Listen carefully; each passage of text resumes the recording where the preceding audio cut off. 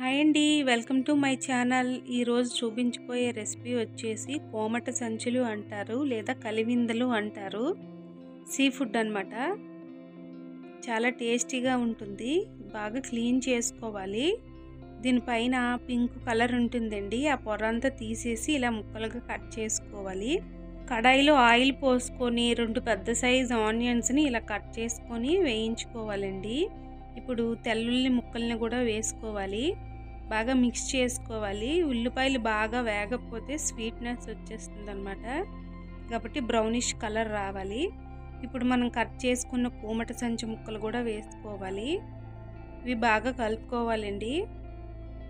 ఇప్పుడు ఇందులో 1 spoon salt అలాగే ఒక హాఫ్ స్పూన్ పసుపు వేసుకోవాలి. బాగా మిక్స్ చేసుకొని మూత పెట్టుకోవాలి. ఇందులో వాటర్ ఏం వేయాల్సిన అవసరం లేదండి. చూడండి, మూత తీసాక వాటర్ అంతా ఎలా వచ్చిందో. చాలా వేగంగా కుక్ అయిపోతాయి అన్నమాట.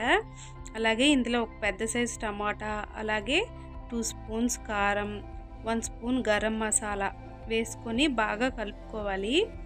కలుపుకొని మళ్ళీ మూత పెట్టుకోవాలి. ఇదంతా మీడియం ఫ్లేమ్లోనే చేయాలండి.